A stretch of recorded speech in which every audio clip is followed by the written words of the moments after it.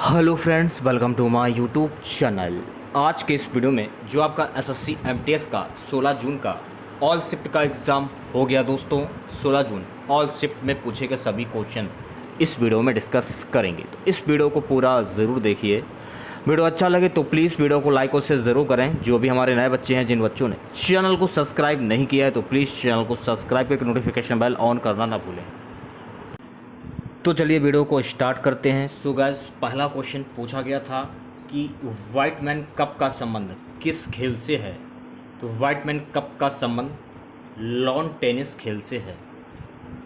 अगला क्वेश्चन देखिए गाइस, पूछा गया था भारत की सार्वभौमत्व, एकता और अखंडता की रक्षा तथा उसे अक्षुण्ण रखने के मौलिक कर्तव्य का उल्लेख किस संख्या स्थान पर किया गया है। इस क्वेश्चन का सही जवाब हो जाएगा संख्या 3 में, यानी कि आर्टिकल 51A में किया गया है।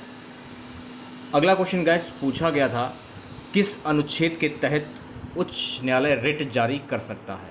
अनुच्छेद 226 के अंतर्गत या तहत उच्च न्यायालय रिट जारी करता है। देखिए, सर्वोच्च न्यायालय अनुच्छेद 32 के तहत एवं उच्च न्यायालय अनुच्छेद 226 के तहत रिट जारी कर सकते हैं। अगला क्वेश्चन, PMAYU पुरस्कार 2021 में कौन सा राज्य को सर्वोच्च सम्मान दिया गया है। उत्तर प्रदेश में प्रधानमंत्री आवास योजना शहरी PMAYU पुरस्कार 2021 में पहला स्थान हासिल किया है। आंसर हो जाएगा उत्तर प्रदेश। इसके बाद क्रमशः मध्य प्रदेश और तमिलनाडु दूसरे और तीसरे स्थान पर हैं। ये भी आपको ध्यान में रखना है। नेक्स्ट क्वेश्चन गैस पूछा गया था कि भगत सिंह के साथ किन किन को फांसी दी गई थी। देखिए, भगत सिंह के साथ सुखदेव थापर और शिवराम राजगुरु को फांसी दी गई थी। 23 मार्च 1931 को भगत सिंह ने अपने साथियों सुखदेव थापर और शिवराम राजगुरु के साथ 21 वर्षीय ब्रिटिश पुलिस अधिकारी जॉन सॉन्डर्स की हत्या के लिए फांसी पर लटका दिया गया था। नेक्स्ट क्वेश्चन गाइस पूछा गया था केलुचरण महापात्र जो है ये किस नृत्य से संबंधित है। देखिए, केलुचरण महापात्र जो हैं ये ओडिसी नृत्य से संबंधित है। ओडिसी एक प्रमुख प्राचीन शास्त्रीय नृत्य है जिसकी उत्पत्ति भारतीय राज्य उड़ीसा में हुई है। ओडिसी के प्रसिद्ध नर्तक हैं सुजाता महापात्र, केलुचरण महापात्र, रविकांत महापात्र, गंगाधर प्रधान आदि। केलुचरण महापात्र उड़ीसा से पद्म विभूषण पाने वाले पहले व्यक्ति हैं। तो ये फैक्ट आपको याद कर लेना है, यहाँ से भी क्वेश्चन पूछा जा सकता है। अगला क्वेश्चन, 2001 में भारत रत्न किसे दिया गया। देखिए, 2001 में भारत रत्न उस्ताद बिस्मिल्लाह खान को दिया गया है। 1961 में पद्मश्री से इन्हें सम्मानित किया गया है और 1968 में पद्म भूषण से सम्मानित किया गया है। 1980 में पद्म विभूषण से सम्मानित किया गया। ये भी आपको ध्यान में रखना है। अगला क्वेश्चन, हिमालय के बाहरी हिस्सा को किस नाम से जाना जाता है। तो हिमालय के बाहरी हिस्सा को शिवालिक के नाम से जाना जाता है। ठीक है, शिवालिक को बाहरी हिमालय कहा जाता है। ये भी आपको ध्यान में रखना है। ये भारतीय उपमहाद्वीप के उत्तरी भाग में है। ये भी आपको ध्यान में रखना है। गाइस, अगला क्वेश्चन था कि निजाम खान को किस लोदी वंश के नाम से जाने जाते हैं। देखिए, निजाम खान जो है ये सिकंदर लोदी वंश के नाम से जाने जाते हैं। सिकंदर लोदी का मूल नाम निजाम खान था। सिकंदर लोदी 1489 से 1517 लोदी वंश का शासक था। ये भी आपको ध्यान में रखना है। अगला क्वेश्चन, ओलंपिक 1900 ये कहाँ पर आयोजित हुई। देखिए, ओलंपिक जो ये फ्रांस में आयोजित हुई थी और 1900 ग्रीष्मकालीन ओलंपिक में फ्रांस ने सबसे अधिक पदक जीते। ये भी फैक्ट आपको ध्यान में रखना है।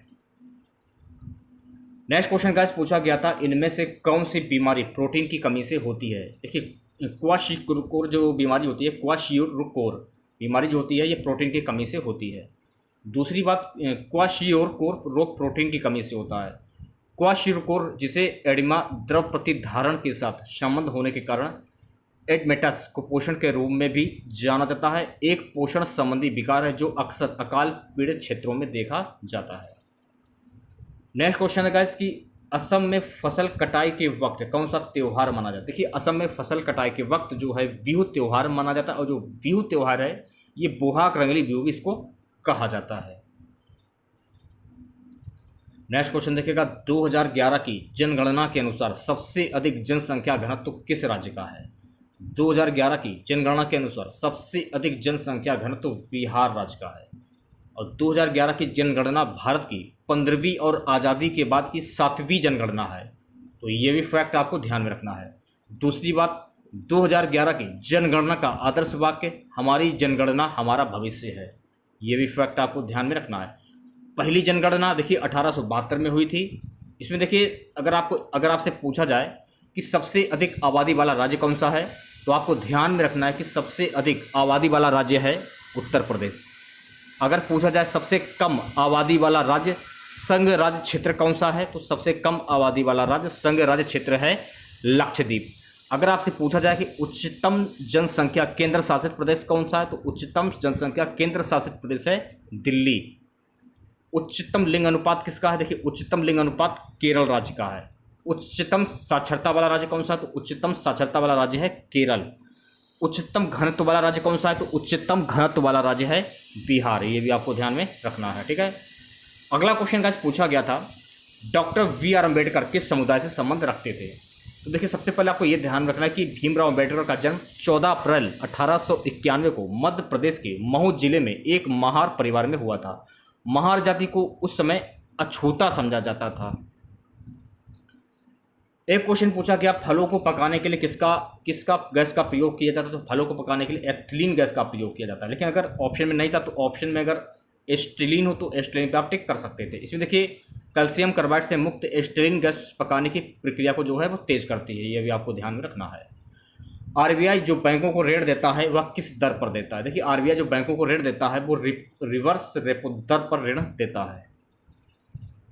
एक क्वेश्चन देखिए पूछा गया था कि भूटान की राजधानी क्या है। देखिए भूटान की राजधानी है थिम्पू। ये आपको ध्यान रखना है, ठीक है। अगला क्वेश्चन पूछा गया था कि रिवर ऑफ स्मोक नामक पुस्तक के लेखक कौन है। तो रिवर ऑफ स्मोक नामक पुस्तक के लेखक है अमिताभ घोष। ये आपको ध्यान रखना है।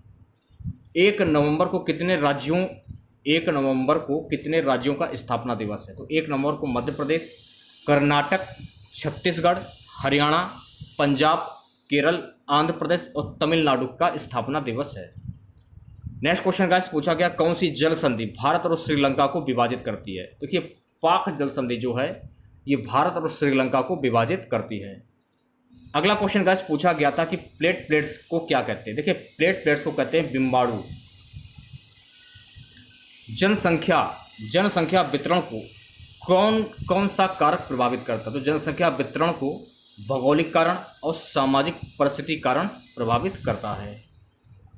भीमबेटका मंदिर से क्वेश्चन पूछा गया था कि भीमबेटका मंदिर किस झील पर स्थित है। इसके बारे में जान लीजिए। फिलहाल भीमबेटका भारत के मध्य प्रदेश प्रांत के रायसेन जिले में स्थित एक पुरापाषाणिक आवासीय पुरास्थल है। यह आदि मानव द्वारा बनाए गए शैल चित्रों और शैलाशियों के लिए प्रसिद्ध है। इन चित्रों को पुरापाषाण काल से मध्य पाषाण काल के समय का माना जाता है। ये चित्र भारतीय उपमहाद्वीप में मानव जीवन के प्राचीनतम चिन्ह हैं। यह स्थल मध्य प्रदेश की राजधानी भोपाल से 45 किलोमीटर दक्षिण पूर्व में स्थित है। इनकी खोज वर्ष 1957 से 1958 में डॉक्टर विष्णु श्रीधर वाणकर के द्वारा की गई थी। ये भी आपको ध्यान में रखना है। तो इतने ही क्वेश्चन को मिले थे फर्स्ट शिफ्ट के। तो अगर आप लोगों को वीडियो अच्छा लगा हो तो प्लीज़ वीडियो को लाइक और शेयर जरूर करें। जो भी हमारे नए बच्चे हैं, जिन बच्चों ने चैनल को सब्सक्राइब नहीं किया है तो प्लीज़ चैनल को जरूर सब्सक्राइब करें और नोटिफिकेशन बेल ऑन करना ना भूलें। तो मिलते हैं नेक्स्ट वीडियो के साथ। जय हिंद जय भारत। अब आप लोग सेकंड शिफ्ट के क्वेश्चन देख लीजिए। सेकंड शिफ्ट का पहला क्वेश्चन पूछा गया था कि सोनू निगम को पद्मश्री कब दिया गया था। तो सोनू निगम को पद्मश्री वर्ष 2022 में दिया गया था। सोमवार 28 मार्च को राष्ट्रपति रामनाथ कोविंद द्वारा सोनू निगम को पद्मश्री पुरस्कार प्राप्त हुआ। यह कार्यक्रम सोमवार को नई दिल्ली में राष्ट्रपति भवन में आयोजित नागरिक अलंकरण समारोह भाग 2 में आयोजित किया गया था।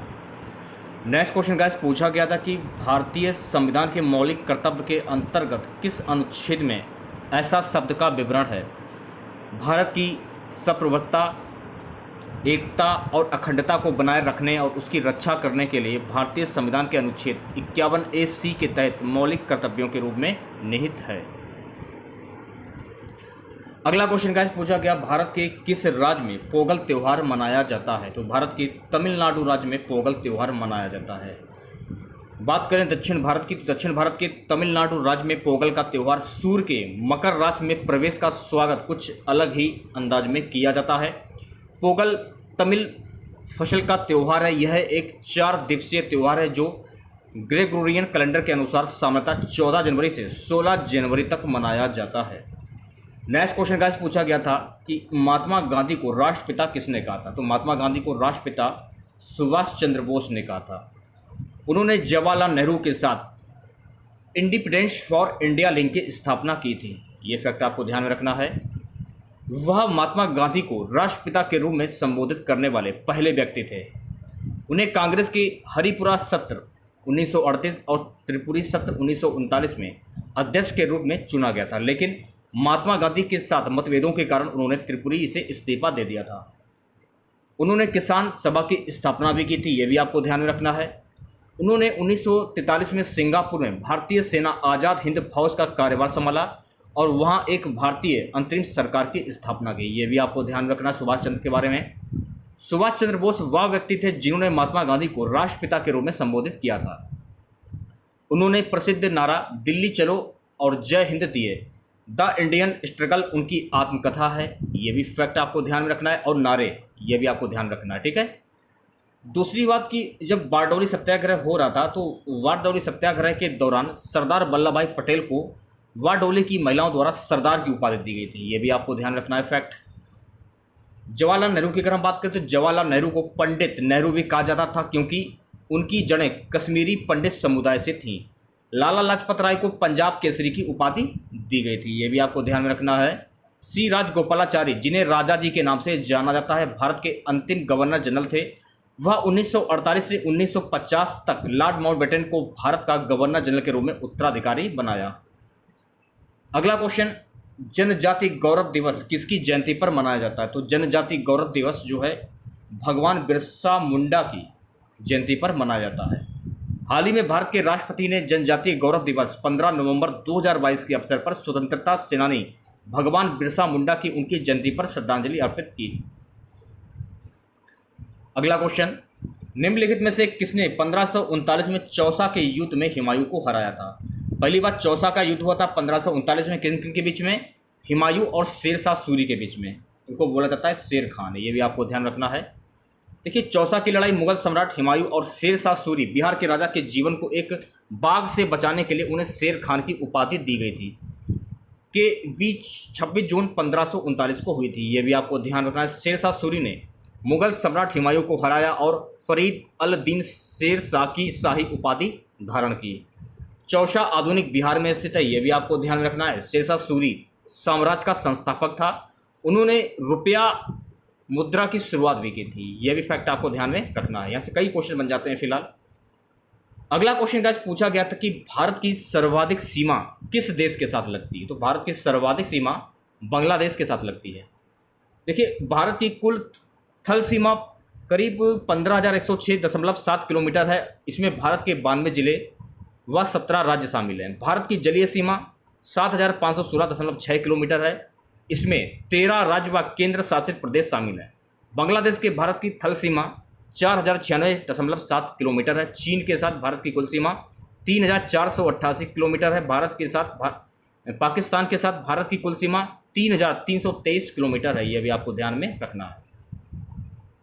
नेक्स्ट क्वेश्चन गाइस पूछा गया था, सकल राष्ट्रीय उत्पाद में से घटाने पर शुद्ध राष्ट्रीय उत्पाद प्राप्त होता है। सकल राष्ट्रीय उत्पाद में से मूल्यह्रास को घटाने पर शुद्ध राष्ट्रीय उत्पाद प्राप्त होता है। सकल राष्ट्रीय उत्पाद, इसको हम बोलते हैं जीएनपी, अर्थात एक निश्चित समय अवधि के दौरान किसी देश या अन्य राज्य व्यवस्था के उत्पादन के कारकों द्वारा उत्पादित सभी अंतिम वस्तुओं और सेवाओं का कुल बाजार मूल्य में से मूल्यह्रास को घटाने पर शुद्ध राष्ट्रीय उत्पाद नेट नेशनल प्रोडक्ट एनएनपी प्राप्त होता है। अगला क्वेश्चन, मौलिक कर्तव्य में सार्वजनिक संपत्ति की रक्षा करना और हिंसा से दूर रहें किससे संबंधित है? तो ये संबंधित है 51 का ए से और 51 का जी से। अगला क्वेश्चन, निम्नलिखित में से कौन सी गैस अंगलीय वर्षा की घटना से संबंधित है? देखिए, सल्फर डाइऑक्साइड जो गैस है ये अंगलीय वर्षा की घटना से संबंधित है। जब बारिश के पानी में एसिड की मात्रा औसत से अधिक होती है तो ऐसी बारिश को एसिड बारिश कहा जाता है। हम जानते हैं कि सामान्यतः रूप से वर्षा जल का पीएच 5.6 होता है।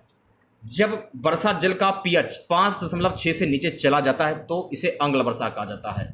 अम्लीय वर्षा विभिन्न प्रकार की मानवीय गतिविधियों का उप उत्पाद है जो वातावरण में सल्फर और नाइट्रोजन के ऑक्साइड का उत्सर्जन करती है। विश्व के एकमात्र ऐसे देश का नाम बताइए जहां शेर और बाघ दोनों एक साथ रहते हैं। सही जवाब हो जाएगा भारत।